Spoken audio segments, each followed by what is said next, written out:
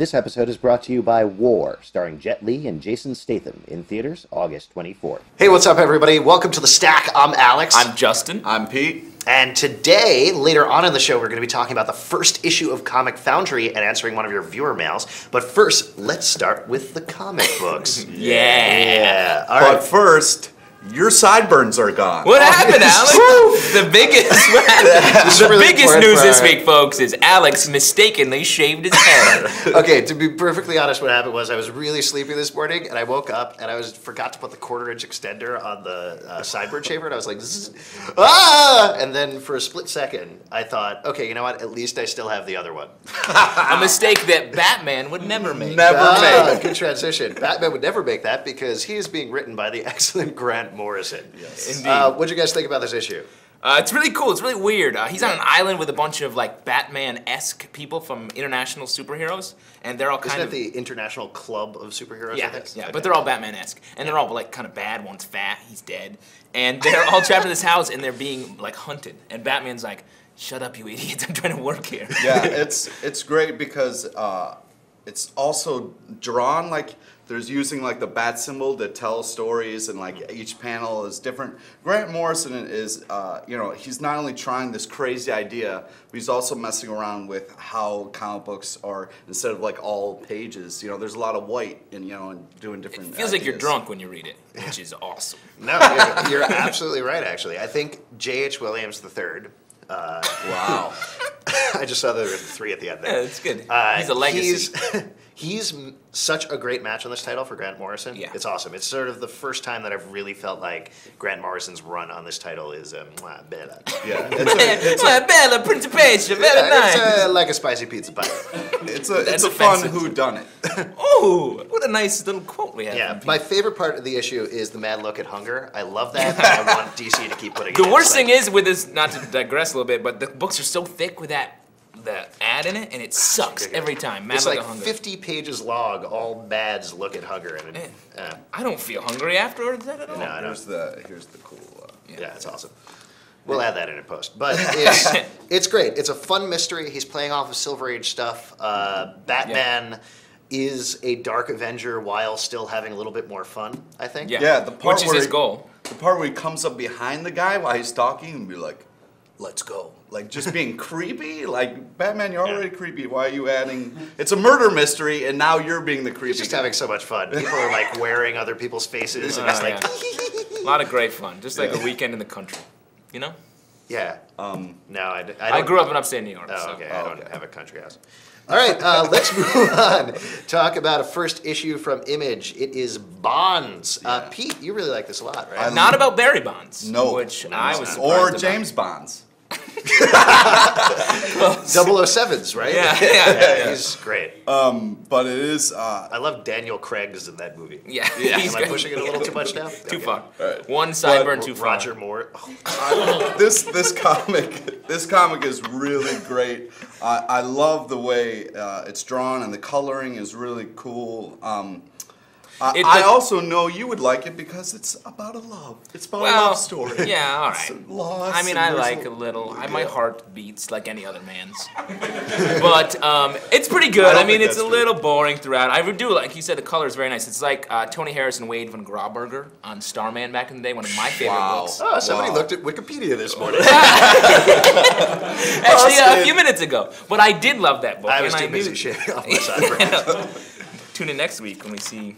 Yeah, More shaven I features. agree with you. The coloring is very nice. The art is very nice. The story, not so much. I felt like it was a little confusing. It was a little all over the place. I didn't know what was happening at most points. I think that's not necessarily helped by the panel layout, honestly. True. So even though I like the art, I don't know necessarily. Individually, panels work very well. Together, they don't really tell much of a story. They feel a little stiff to me. Well, that's crazy. It's just because I was the complete opposite, where I was like, it's really focused on this girl, and the flashbacks and the kind of like with the mother thing was kind of weird, but I liked I don't know. I guess I'm surprised that you were lost when I was like, hey, I'm finally not lost. Yeah, Alex, our leader. On the back of the issue, there's actually an explanation of what's going on, and I felt like if I had read that first, I would have liked Much it a lot easier better. to understand. Yeah, like how Marvel has it on the first page. Yeah, it's They just have it on the back because cover, which is a bit misleading. It starts off as something about music, and then maybe there's some sort of bioterror plot, and then maybe there's some sort of murder mystery, and then suddenly at the very end of the issue, there's all this magic stuff that doesn't really make any Well, sense. what they do is they spin a wheel, and it just goes through a number of those things, and it lands on Oh, magic. cool. and Next so that's issue, what it's going to be a this thing- sci-fi story. Exactly. It's just, Cool. I just can't like wait what for we the do. dragons. Yeah. All right. Yeah, You you handle wanna- it. I'll handle this. I was just transition. sick of this. So. It's about a We're cello actually going to player. give you Come guys on. a twofer, talk about 2 issues of X-Men that came out this week. We're going to talk about the latest issue of Astonishing X-Men by Joss, I love you, Whedon. Oh my God. All right. And X- That's not his actual middle name. That's just what Alex fondly calls him. No, that's his middle name. And we're going to talk also about the latest issue of X-Men. Let's actually start with this by Cool. Mike Carey. This is the 3rd part of the Marauders Return arc. That's probably Man, not there what's are called. 100 characters in Yeah, this Seriously. book. really a lot. The to keep track of. Acolytes, the Marauders, you got all the X-Men are there, the new X-Men are there. Yeah. It's a mess. It's The it's old good. X-Men. I like it. You know, it's a lot of fun. I love the Marauders. I think it's going to pan out in some sort of slam bang fight in the next Yeah. issue. So I'm definitely looking forward to that. I think that'll be fun. so. Here's the biggest thing. Are you guys ready? This is sort of spoilers. Yeah, on, this I think, is or good. at This least is some prospective theories. spoilers on. If you read, I think it was the November solicitations for Marvel, they leaked a little bit about what's going on with Messiah Complex and mentioned that a couple of people are going after a mutant baby. So, So far, so good. so far so good. So, if you're keeping up with what's going on in X-Men and also with the backup story Endangered Species, where Beast is trying to find out how to restart mutant evolution, I guess that's a way of putting it. Here's what I think is happening in Messiah Complex. We're basically going to have Children of Men, where there are no mutant babies. It's and a movie. Finally, It's a a movie. movie. Yeah, just watch movies, guys.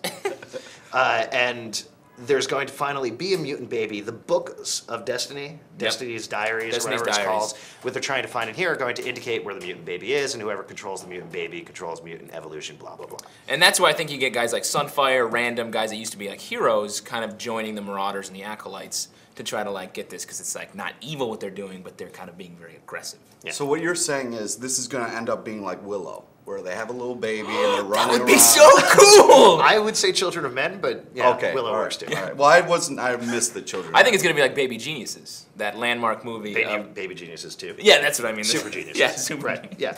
The other thing that we wanted to talk about, Astonishing X-Men, good, solid issue, I think. Pete disagrees. But I don't want to get too locked up in continuity, but my biggest problem right now is there's a lot of huge stuff going on in Astonishing X-Men. Again, this is a little bit of a spoiler, but at the end, Scott Summers' Cyclops is floating in space, and we think he's dead. But here he is, alive and fine in this issue. And which he is- can't use his eye-beams in Astonishing. In regular X-Men, he's shooting them all over the Yeah. place. Like, it's a bit... I haven't had too jarring. much of a problem with it. This is the first time, I think, that I felt like the delay of Astonishing X-Men has kind of caught Yeah. up with me and ruined the story a little bit. I felt like this was, hey, let's all stand around and talk, and then this one actually had some action. So I enjoyed this one. This one blew. Well, it's like us, you know. Sometimes we're talking about comics, and sometimes Mostly. I'm punching you in the face. Yeah. Oh, When are we gonna do a fight episode? That'd be just Next awesome. episode, stay tuned. Yeah. You're all going down. 15 minutes of nonstop punching in the face. It's gonna be awesome. I loved them both. I'm really into all the X-Men books I'm following now because of Endangered Species, which I think is great. Yeah, they're absolutely good. Actually, just realized there was no Endangered Species backup in the back of Astonishing. Astonishing. Ba. Yeah, they purposely did that because Yeah. they don't know when the hell it's gonna come out. All right, when we come back after the break, we are going to have a review for you of the first issue of Comic Foundry, the magazine about comic books, and we're going to answer one of your viewer mails, so stay tuned. To catch a cold-blooded killer, you need a cold-blooded cop. You and I are gonna finish this. Jet Li, Jason Statham. War, rated R. In theaters August 24th. And we're back. Hey, everybody, welcome back to the stack. Pete. You okay? He punched me in the eye. I don't care. All right, let's move on. We're going to talk about... You asked him to. Fine. First issue of Comic Foundry, the magazine about comic books. I don't know if you guys know this, but this almost wasn't released because Diamond wouldn't pick it up. But at the last second, they were like, here it is. So what do you guys think about it? They write about that in the beginning. Yeah. It's not an inside Alex tip. Just so everybody knows out there. Inside tip, I can read. I think it's great. Finally some competition for Wizard, which Yeah. is written at like a second grade reader's level. Yeah. And frankly, I'm in a fourth grade reader's level. And I want something using words like elephant and zebra. Yeah. Here's another... Animals. Here's another inside tip for you guys, which they have on the inside cover. It doesn't work at all. This magazine, in case you're not picking it up, it's somewhat between Wizard and, say, an indie magazine where they're focusing on stuff for everybody. Kind of like this website, but in magazine form. Yeah, exactly. I thought it's mostly successful. I liked it, and I'll definitely be picking up the second issue. The things that I think are the best are the lifestyle sections. They're very cool. They have a feature where they take panels from comic books and then dress up real people in those costumes, and those are the so you can buy those clothes, I guess, which I thought was kind of a neat take on a fashion section in like Maxim or something like that. And then the features are also really good, where they get really in depth about stuff. The thing that I don't think is quite as successful is the beginning of the magazine, is the long box section, which focuses on everything and is kind of a little all over the place.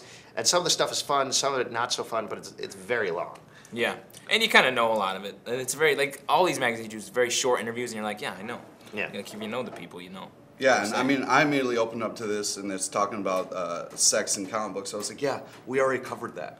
All right. I don't know. Well, why that's I'm actually, saying I mean, This is just ripped from our mouths, is what I call this magazine. in the age of amazing internet comic book reporting, like on pulpsecret.com, is a quarterly magazine necessary? Can we win a Pulitzer?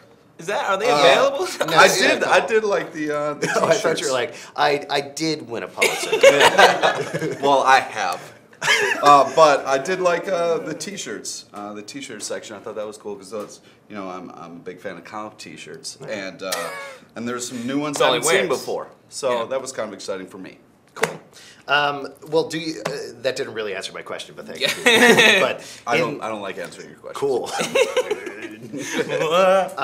In the age of internet, is a quarterly magazine necessary? I mean, it's on the comic racks. You pick it up. Like, people buy Wizard all the time, and it's for idiots. Am I right? Am I right? I enjoy Wizard. Oh, not again! But friggin' yes, eye. I do still enjoy comics. I still enjoy magazines, and would be a fun read on like the subway or something for me. If they push it more toward like opinion and stuff like that, I think it could be really successful. I agree, absolutely.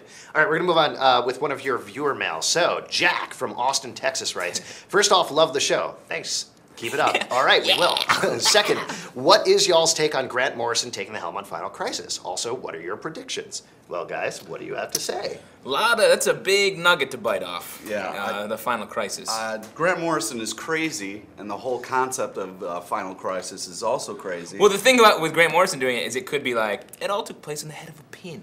Or something where you're like, oh, all right. Yeah. Well, here's, first of all, I'm really looking forward to it. I was not looking forward to Final Crisis until I heard that Grant Morrison was writing it, totally honestly. Now, you know, it's a can't miss because everything he does is at least interesting in some way. It's different anyway. Here's what I think is going to happen. Stop hurting the Comic Foundry. All right, I want to punch their faces so bad.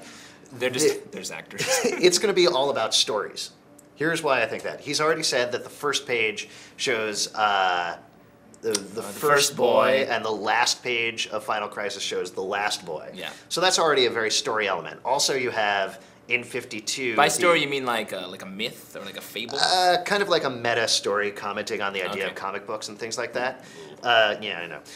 In 52, you had the yellow-skinned aliens that created Animal Man and created the story there. It was sort of the metafiction thing that he did in Animal Man Returned. Yeah. I think he's going to follow up on that and weave in elements of that. So it's going to be weird. What I'm worried about is the whole Final Crisis, Infinite Crisis.